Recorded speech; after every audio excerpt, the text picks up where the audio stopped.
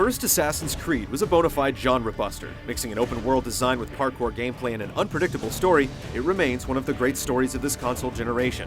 The second played it a little safe, but sanded the experience down to remove many of the imperfections. The fear with Assassin's Creed Brotherhood is that it continues the trend and fails to provide a creative spark.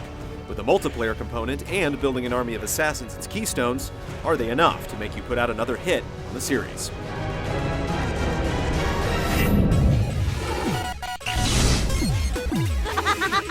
I don't understand.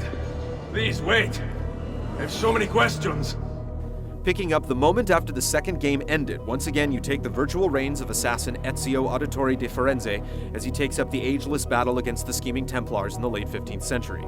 The coveted Apple of Eden has fallen into the hands of the evil Cesare, and he won't rest until all of Italy is under his foot.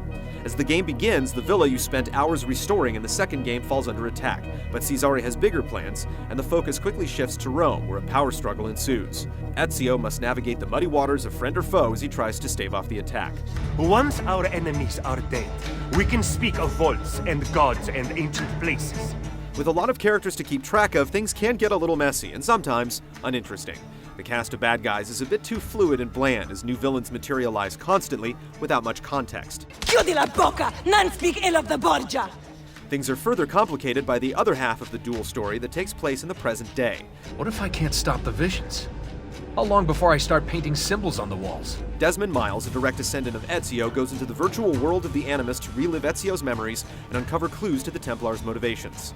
The storyline is explored a bit more here than in the prior two games, but not necessarily for the better. Desmond and his group of scientists come off like the cast of Scooby-Doo, and it feels out of place in the context of the larger plot. Did you miss me? No? Anyone? It's still a rather unique premise, and fans will be more than happy to follow the dangling carrot. Could one of you tell me what's going on?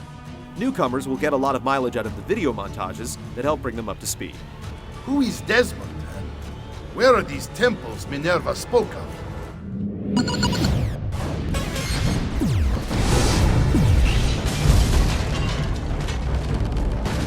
Brotherhood is an open-world game that has one primary story arc and plenty of distractions. The game does a great job of keeping you on the beaten path if you so choose, but there are guilds to develop, items to collect, and the entirety of Rome to revive.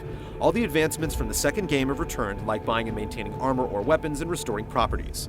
The latter was confined to Ezio's villa before, but now you're charged with rejuvenating the entirety of Rome. This essentially broke the game's economy before by providing you with more money than you knew what to do with, but it's much more balanced here.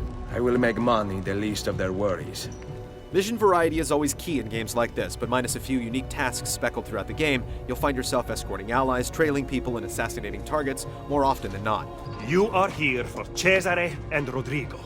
This is not a short game, so by the time you cross the finish line, you'll be wishing for a little more variety.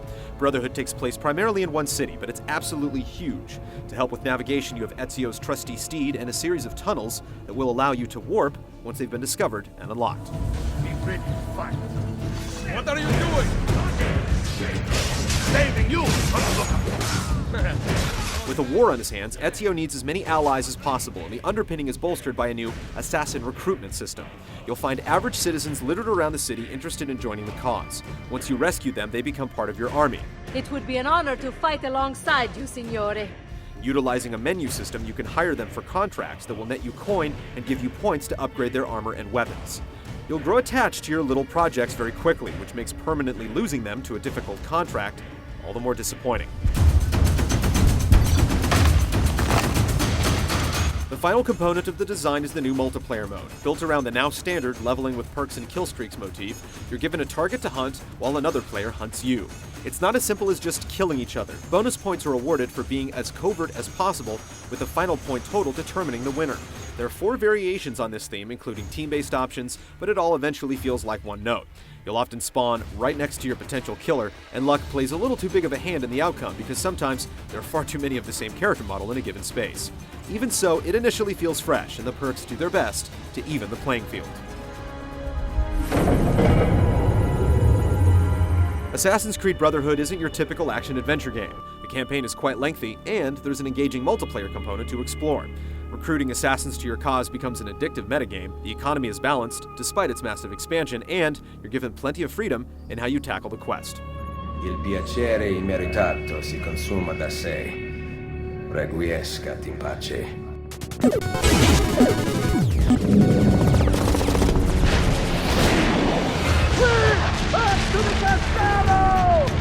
run anywhere, climb anything parkour has returned with few tweaks. It's still exhilarating to run from rooftop to rooftop, and it's still frustrating when the precision is undermined by the need to automate. Combat still feels like an afterthought. Enemies stand around and take turns being dropped by counter kills, and those that are immune to them only require a kick or two before their defenses are broken. Linking kills between enemies has been smoothed out, but it only makes things easier. The most difficult element of the combat is managing the camera that often gets stuck behind level geometry. You would not believe the things I have seen, Mario. Then be sure to stay alive that I might hear of them. How you handle each mission feels a lot more rigid, and we found ourselves bogged down in trial and error a lot more than the prior two games, thanks to enemy placement that often forces you to uncover a predetermined path to your goal. Each mission objective is a special condition you must satisfy in order to achieve full synchronization, which does help in providing a different perspective on satisfying each task. Get it! Corner the rat! The map is still opened by climbing to high perches and synchronizing the area, effectively taking it under your control and allowing you to restore the shops found there. The twist is that some towers feature a Borgia captain that has to be eliminated before scaling it and burning it to the ground. In Assassin's Creed 2, you spent a lot of time building and fiddling around with Da Vinci's inventions, but they've been pushed to the side here. Forgive me. The Borgia have commandeered my services. The result is far less variety, despite a slight uptick in turret play. At least the horse is a lot more functional now, allowing you to ride inside the city and be effective in combat while mounted. Recruiting other assassins is more than just a metagame. Using the left shoulder button, you can call your colleagues into action to help in dire situations, or just as a distraction. The AI does an adequate job of handling things on its own, and there are some missions where having built a large army of minions can make all the difference. She called out to a phantom, Desmond, as if he were there, standing beside me. Now in its third installment, the sense of wonder has faded, leaving Brotherhood to stand on its own 2 feet. Tweaks to the combat failed to eliminate its most glaring flaw, and the changes to the horse gameplay have made it flashier, but marginally more useful. The one addition that does hit the mark is the inclusion of assassin support, but halfway through the game we started to tire of the miles of terrain to traverse and the repetitive missions. That's sad. That's life. Well, that's death, technically, but you take my point.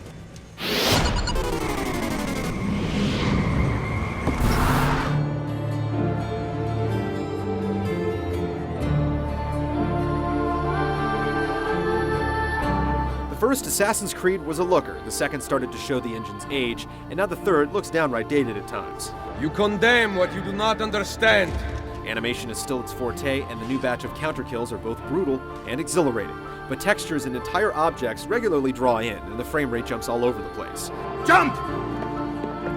At least there's no knocking the authenticity. This is about as close as you'll get to being able to explore a fully restored Rome in 3 dimensions, and we wouldn't be surprised if history teachers around the world use it to show their students what it really looked like. The voice acting is strong, and the script uses language effectively to convey some of its bigger moments. The orchestral music lays a nice bed for the atmosphere, and while Brotherhood regularly falls short on a technical level, the artistic vision does not disappoint. Bloody third world country! You're talking about Italy. No, Europe in general.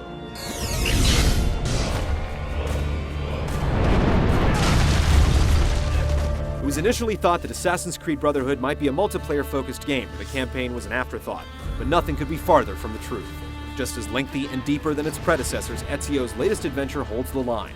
Many of the gameplay issues have gone unchecked once again, but assassin recruitment, development, and implementation is far more addictive than you might think. The multiplayer component definitely has its moments, but serious players will be turned off by how random it can be. For the series to remain elite, it will need to evolve, but for now, its unique premise and core gameplay are more than enough to make this Brotherhood one worth joining. It will be worth the wait, Ezio. Trust me.